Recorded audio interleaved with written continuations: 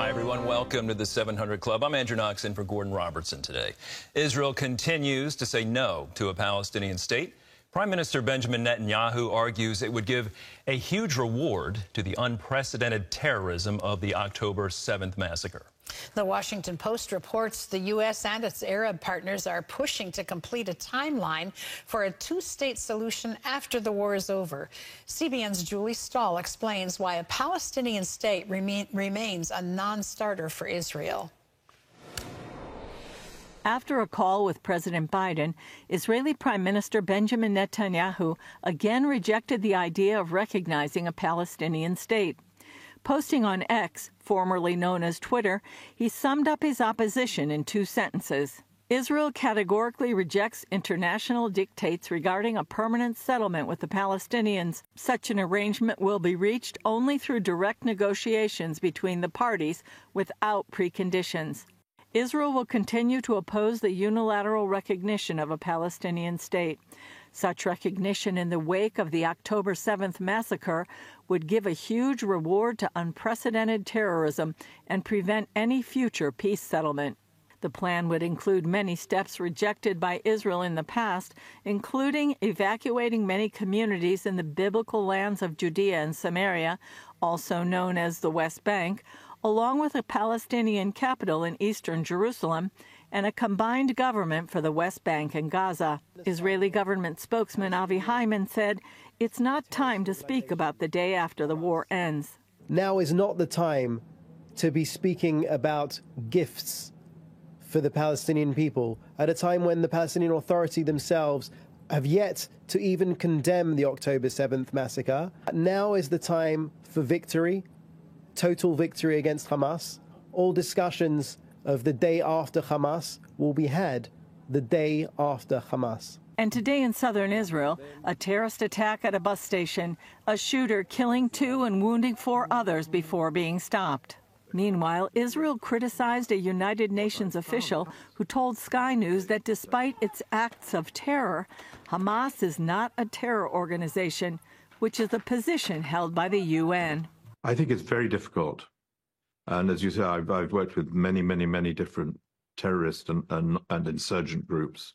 Hamas is not a terrorist group for us, of course, as you know. It's a political movement. Posting on X, Israel's UN ambassador Gilad Erdan blasted Griffiths, saying, "You are no humanitarian. Sadly, you are a terror collaborator."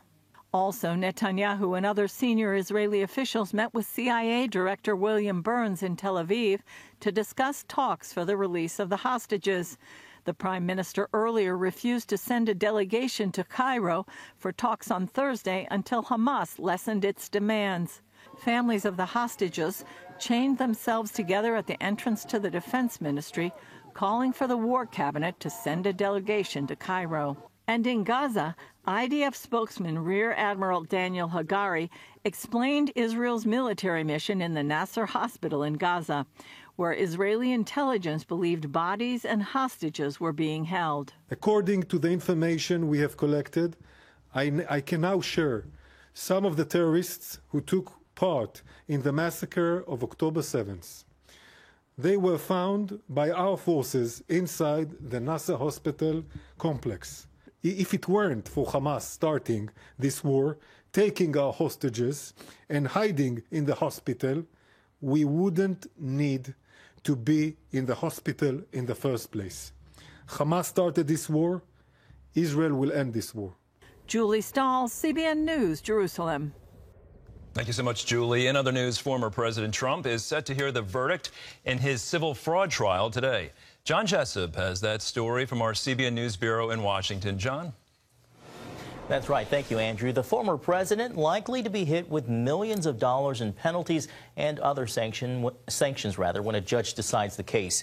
New York Attorney General Letitia James is seeking $370 million and a ban on Trump and other defendants from doing business in the state. The verdict coming after a judge ruled his first criminal trial is set to start on March 25th. Trump pleaded not guilty to nearly 36 counts of falsifying business records that accuse him of attempting to hide from voters a relationship with Stormy Daniels and an effort to buy her silence. Trump wanted the case dismissed, arguing it's politically motivated. Rush it because they want to get it desperately before the election. And in Atlanta, Fulton County District Attorney Fani Willis returning to the witness stand today in a special hearing of misconduct allegations leveled against Willis and Special Prosecutor Nathan Wade. Trump and several co-defendants accuse Willis of benefiting financially from the relationship. Willis admits a personal relationship with Wade, but denied any financial conflict of interest that would disqualify her from the case, fighting back in her testimony Thursday. You're confused. You think I'm on trial. It is unclear when the judge might rule. Well, a potential developing threat from Russia, the White House has confirmed that Moscow has obtained a troubling anti-satellite capability that could include using nuclear devices in space. CBN's Jenna Browder is following the story here in Washington. Is Russia planning to put a nuclear weapon in space? That's unclear. The White House Thursday only calling it an anti-satellite capability. There is no immediate threat to anyone's safety.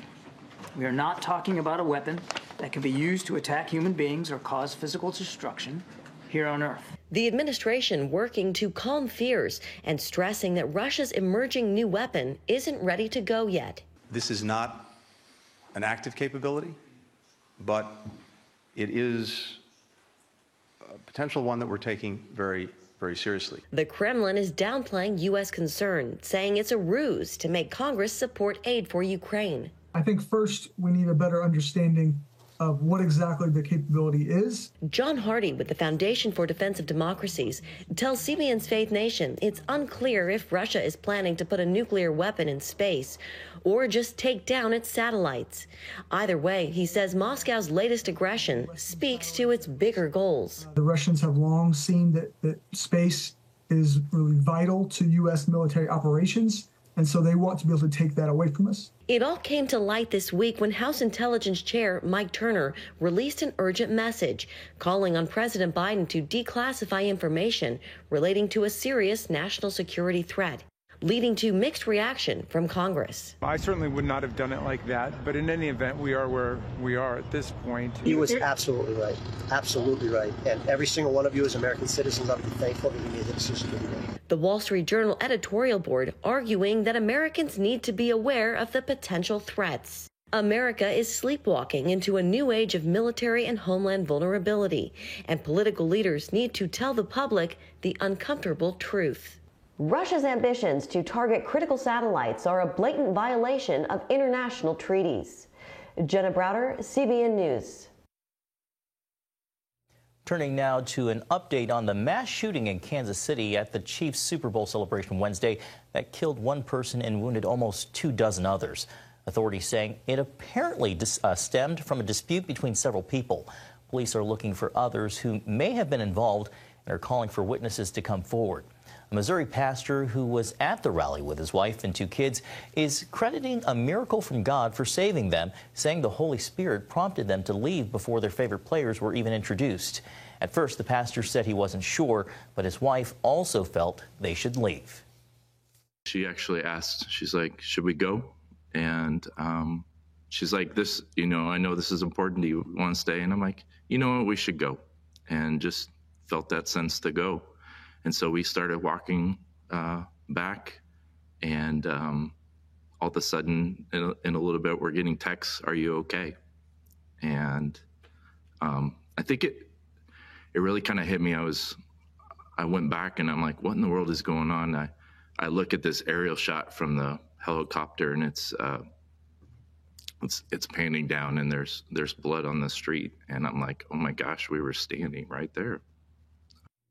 Pastor Hensel also says he's feeling brokenhearted as his city is hurting after the shooting, and he says the experience shows him Christians need to discern the voice of the Holy Spirit. I guess I would encourage others to practice listening. We do a lot of talking, we do a lot of praying, which is good, but listening is just as important because he has something to say. That is some good advice, and you can see the full interview on cbnnews.com.